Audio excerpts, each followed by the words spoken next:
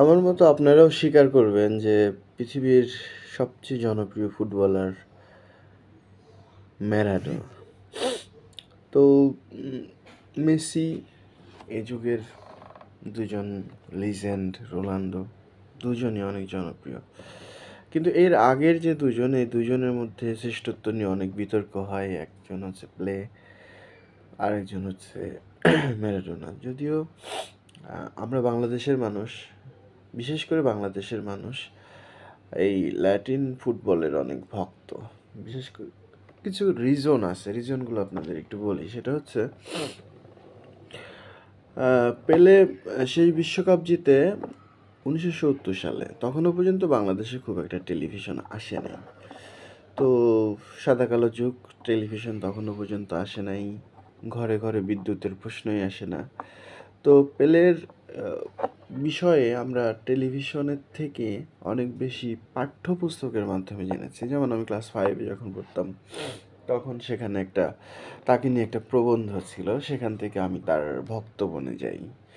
এবং তিনি যে পৃথিবীর সেরা খেলোয়াড়, 4টা ওয়ার্ল্ড কাপ খেলেছেন, 3টা জিতেছেন, একটা ফার্স্ট রাউন্ডে বাদ গেছেন, কিন্তু গ্রুপ অফ ডেথে ছিলেন। আমরা জানি যে বাকি দলগুলো অনেক শক্তিশালী ছিল। যাই হোক, তিনি 4টা বিশ্বকাপের মধ্যে 3টা বিশ্বকাপ জিতেছেন, এটা একটা বিশাল ব্যাপার। ম্যারাডোনা একটা বিশ্বকাপে রানার আপ হয়েছেন, একটা বিশ্বকাপে চ্যাম্পিয়ন হয়েছেন। আগে চ্যাম্পিয়ন হয়েছেন 86-তে, 90-এ রানার আপ হয়েছেন, আর 94 সালে ড্রাগের কারণে তিনি একেবারে বাদ হয়ে যান। তো যা হোক, পরের সময়ের যত তারকাই আসুক আধুনিক ফুটবলে, প্রথমে ক্রিশ্চিয়ানো এবং প্রায় সময় মানে আমরা ওয়ার্ল্ড কাপেই তো দুজনকে চিনি। 2006 সালের ওয়ার্ল্ড কাপ, যেটা ব্রাজিলের রোনাল্ডোর শেষ ওয়ার্ল্ড কাপ। তার আগের ওয়ার্ল্ড কাপটা তিনি জিতেছেন, তার আগের ওয়ার্ল্ড কাপে তিনি রানার আপ হয়েছেন, তার আগের ওয়ার্ল্ড কাপে তিনি বেঞ্চে বসে থাকলেও 17 বছর বয়সে সেই ওয়ার্ল্ড কাপটাও তার জেতা। আমি এখনো পর্যন্ত আমার চোখে দেখা সবচেয়ে বড় স্ট্রাইকার, সেটা হচ্ছে দ্য ফেনোমেনন, ব্রাজিলের রোনালদো। নাম্বার 9 পজিশনে আমি এর থেকে ভালো খেলোয়াড় এখনো পর্যন্ত আর দেখিনি।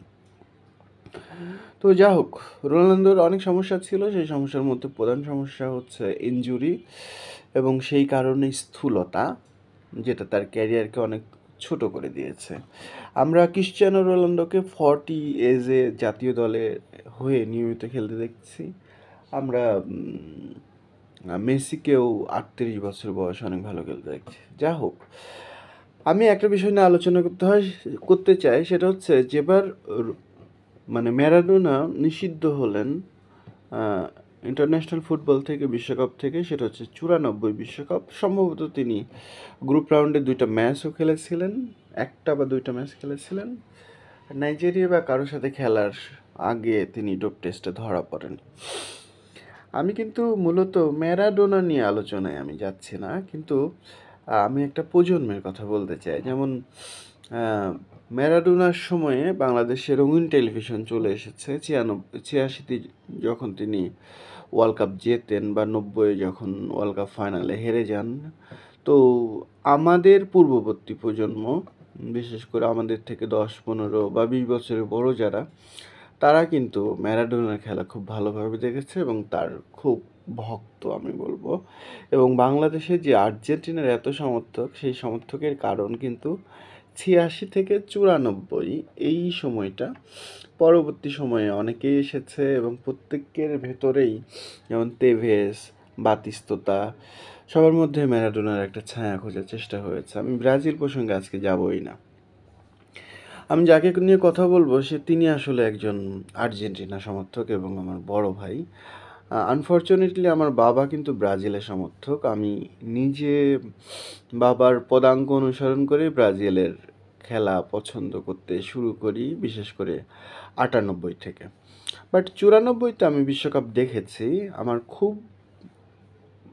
বেশ ছোট ছিলাম, কিন্তু আমার স্মৃতিতে বেশ কিছু আছে। সমস্যা হচ্ছে খেলাটা যুক্তরাষ্ট্রে হয়, খেলাটা হতো মাঝরাতের পরে, সকালবেলায়। ফলে বেশিরভাগ ম্যাচ আমার দেখা হয়নি। আর 94 সালে আমি যেহেতু অনেক ছোট, প্রাইমারি স্কুলে যাই, আমার আর সেই সময়ে আমাদের বাড়িতে টেলিভিশন ছিল না, আমাদের এলাকায় বিদ্যুৎও ছিল না। ফলে ওইভাবে খেলা তখন দেখা হয়ে ওঠে নাই। তবে তারপরেও যেহেতু আমার ফ্যামিলি খেলা পাগল, আমার বাবা, আমার বড় ভাই দুজনই খেলা দেখতেন।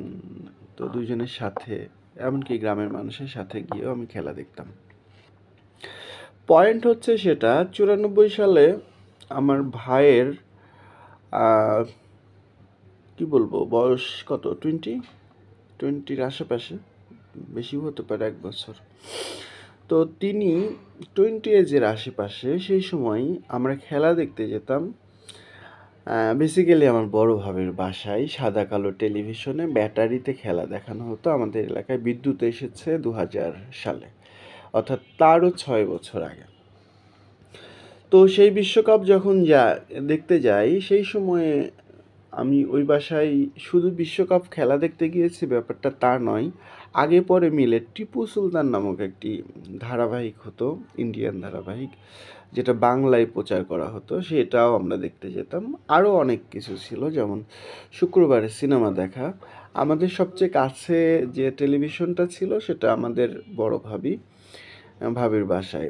পরবর্তীতে আশেপাশে আরও এসেছে 2000 সালে, অর্থাৎ বিদ্যুৎ আসার আগ পর্যন্ত।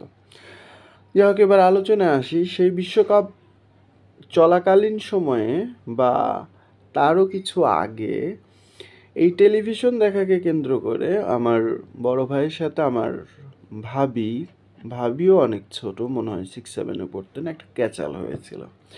কি হয়েছিল সেগুলো তো আমি জানি না, কারণ অনেক ছোট ছিলাম। সো আমার জানার সেভাবে সুযোগ হয় নাই। কিন্তু সুযোগ না হলেও পরবর্তীতে আমরা অনেক জানার চেষ্টা করেছি। আর আমার বড় ভাইয়ের সাথে বিষয়ে কোনো দিন আমার কথা হয়নি। তার সাথে আমার এজ গ্যাপ অনেক, 12 ইয়ার্স, 12 বছরের এক যুগের। তো এই ভিডিওটা আমি চাই না আমার বড় ভাই দেখুক। তো আমি এটা নিয়ে একটা গল্পও লিখেছি। সেই গল্প কোথায় যেন ছাপা হয়েছে আমার ঠিক মনে নেই। গল্পটা আছে, কোনো দিন বই আকারে বের হলে হয়তো আপনারা সেই গল্পটি পড়তে পারবেন। সেই ওয়ার্ল্ড কাপের সময়ে আমার মনে আছে, আমরা এমনও হতো রাত 2টা-3টার সময় আমাদের যে প্রাইমারি স্কুল, সেই প্রাইমারি স্কুলের বারান্দায় বসে থাকতাম, কারণ খেলা হয়তো আরও পরে হবে। ফাইনালের কথা মনে আছে যে রবার্টো বেজিও, মানে ইটালির যিনি মানে সবচেয়ে রিসেন্ট প্লেয়ার, নাম্বার 7 অথবা 11 নিয়ে খেলতেন, তো তিনি পেনাল্টি মিস করলেন, সেটা আমাদের মনে আছে। ওয়ার্ল্ড কাপ ফাইনাল দেখেছি 94, অনেক ছোট, বাট বললাম খেলা পাগল ফ্যামিলির ছেলে আমি।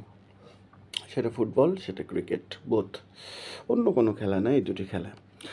তো ওই বিশ্বকাপের আগে পরে মিলে ভাবির সাথে ভাইয়ের যে ক্যাচালটা হয়েছিল, সেই ক্যাচালের ফলে একটা ঘটনা ঘটে। সেটা হচ্ছে আমার ভাই বলা যেতে পারে যে বেশ একরোখা হয়ে যায়। এবং ঘটনাক্রমে ভাইয়ের সাথে ভাবির প্রেম হয়ে যায়। ভাই তখন বললাম 20-এর আশেপাশে, আমি ভুলও করতে পারি, আরও কম হতে পারে। উনি হয়তো স্কুল পাশ করেছেন বা করবেন এরকম একটা সময়, তার মানে 18 হতে পারে। তো যা হোক, ভাবির সাথে ভাইয়ের কিন্তু সে সময় প্রেম হয় মানে এই সম্পর্কটা বেশ দূরে যায়। এবং আমার ভাইকে পরবর্তী সময়ে বাবা আমাদের থানায় রাখে নাই, কলেজে ভর্তি করে দিয়েছে পাশের একটি থানায়, এবং সেখানে মেসে থেকে তিনি পড়াশোনা করেছেন। কিন্তু কোনোভাবে তাদেরকে আটকানো যায় নাই। সেই ওয়ার্ল্ড কাপে আমার মনে আছে ভাবিদের বাসায় গিয়ে আমি, আমার বাবা, আমার বড় ভাই, আমার মেজো ভাই, আমাদের আরও পাড়ার অনেক লোকজন আমরা খেলা দেখতাম। তো সেই ওয়ার্ল্ড কাপের সময়ই আমি শুনতে পাই এরকম একটা ঘটনা যে এখানে কিছু একটা আছে। তো সবাই আমার দিকে একটু কেমন করে তাকায়, বিশেষ করে ওই ফ্যামিলির মুরব্বী যিনি ছিলেন, অর্থাৎ ভাবির দাদি মারা গেছেন। তো উনি একটু বেশিই আদর করতেন আমাদেরকে, হয়তো এই কারণে একটু ডাউটও হয়। কিন্তু এত ছোট ছিলাম যে বুঝি নাই। যখন দিনের বেলা গোসল করতে যেতাম, এ নিয়ে আমি আলোচনা শুনতাম। তো যা হোক, মূল বিষয়টা হচ্ছে সে বছর ব্রাজিল চ্যাম্পিয়ন হয়, আর্জেন্টিনা প্রথম রাউন্ড থেকে বাদ চলে যায়। তো ব্রাজিল চ্যাম্পিয়ন হোক আর আর্জেন্টিনা বাদ যাক সেটাও মূল বিষয় না। সেই বিশ্বকাপ মূলত আমার ভাইয়ের জীবনে একটা ঘটনা ঘটিয়ে দিয়েছিল। ঘটনাটা আগে হতে পারে, কিন্তু আমি যেটা ফিল করি যে সেই বিশ্বকাপ জিনিসটা পোক্ত করে দিয়েছিল ভাই ভাবির জীবন আসলে কোন দিকে যাবে। পরবর্তী সময়ে এটা নিয়ে অনেক ঝামেলা হয়েছে। বললাম তো, ভাইকে বাড়িতে রাখা হয় নাই। ভাইকে পাশের থানায় ইন্টারমিডিয়েট পড়ানো হয়েছে। পরবর্তীতে আবার তাকে ইন্টার পাশের পরে আবার নিজেদের থানায়, আমাদের যে এখন সরকারি কলেজ, তখন সরকারি কলেজ ছিল না, সেখানে ভর্তি করা হয় এবং সেখান থেকে তিনি বিএ পাশ করেন। ঘটনাক্রমে তিনি বিএ পাশ করার, অর্থাৎ বিএ পরীক্ষা দেওয়ার আগেই ভাবির সাথে ভাইয়ের বিয়ে হয়ে যায়। ভাবি তখন ক্লাস 8-এর শেষের দিকে বা 9-এ উঠেছেন, এরকম একটা বয়সে। আমি 3-4 এরকম পড়ি, 3-4 মেবি, 3 মেবি।